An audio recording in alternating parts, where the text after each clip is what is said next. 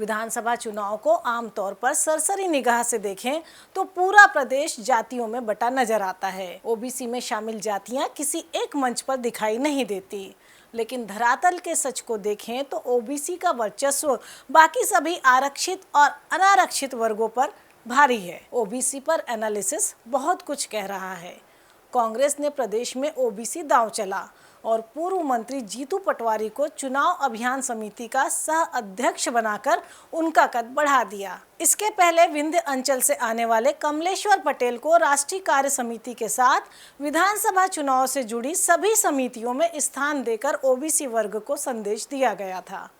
प्रदेश कांग्रेस अध्यक्ष कमलनाथ से तकरार के बाद हाशिए पर रहे पूर्व प्रदेश कांग्रेस अध्यक्ष अरुण यादव की भी मुख्यधारा में वापसी हो गई है। सतना से विधायक सिद्धार्थ कुशवाहा को पार्टी के अन्य पिछड़ा वर्ग विभाग का प्रदेश अध्यक्ष बनाकर बढ़ाया जा रहा है। बीजेपी भी कोई कसर नहीं छोड़ रही।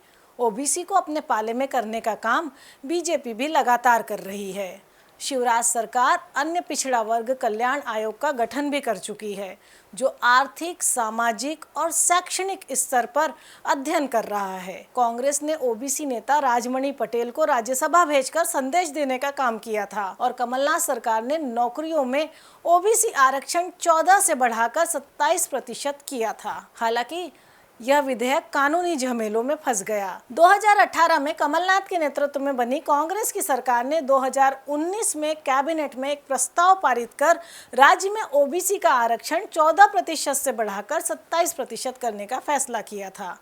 बाद में विधानसभा ने इसे सर्वानुमति से मंजूरी भी दे दी थी।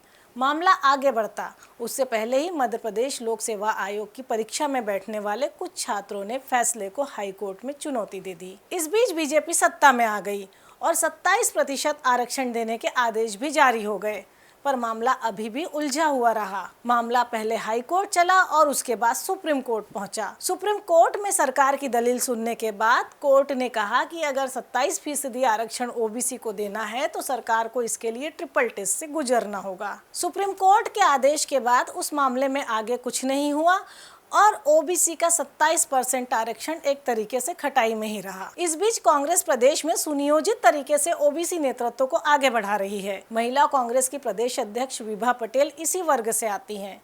विंध्य और बुंदेलखंड अंचल में ओबीसी पर अपनी पकड़ मजबूत करने के लिए कमलेश्वर पटेल और सिद्धार्थ कुशवाहा को कांग्रेस ने आगे किया है। अरुण यादव को निमाड़ से लेकर बुंदेलखंड क्षेत्र में सक्रिय किया है और अब मालवा अंचल में स्थानीय समीकरण साधने के लिए जीतू पटवारी पर दांव लगाया है। कांग्रेस सतना के बाद अब ओबीसी सम्मेलन भोपाल में भी करेगी। पिछड़ा वर्ग के अंतर्गत आने वाले सभी वर्गों को एक मंच पर लाने का प्रयास होगा और सम्मेलन करने की जिम्मेदारी कमलनाथ ने अरुण यादव और कमलेश्वर पटेल को दी है। आंकड़ों पर नजर डालें तो मध्य प्रदेश में करीब 52% ओबीसी वर्ग की आबादी है। विधानसभा की 100 से ज्यादा सीटों पर ओबीसी वर्ग का दखल है और फिलहाल सदन में ओबीसी वर्ग के 60 विधायक हैं। इसके साथ ही प्रशासनिक क्षेत्र में 25.8% पदों पर ओबीसी वर्ग काबिज है। जाहिर है मध्य प्रदेश के सबसे बड़े वोट बैंक पर कांग्रेस और बीजेपी दोनों की ही नजर है और दोनों ही दल एक दूसरे को ओबीसी का सबसे बड़ा हितैषी करार देने में जुटे हैं। साल 2018 में आरक्षण विवाद के चलते अनुसूचित जातियों और स्वर्ण जातियों का बड़ा हिस्सा सरकार से नाराज हो गया था। इसका नतीजा यह रहा कि बीजेपी को चुनाव में हार का मुंह देखना पड़ा था और इसी वर्ग के समर्थन से सत्ता कांग्रेस के पास चली गई। यही कारण है कि पिछले एक साल में भोपाल के जम्बूरी और दशहरा मैदान में बीजेपी और कांग्रेस और अन्य संगठनों के जाति संबंधित सम्मेलन हो चुके हैं। मुख्यमंत्री शिवराज सिंह चौहान ऐसे हर सम्मेलन में संबंधित जाति के लिए बड़ी घोषणा भी कर चुके हैं।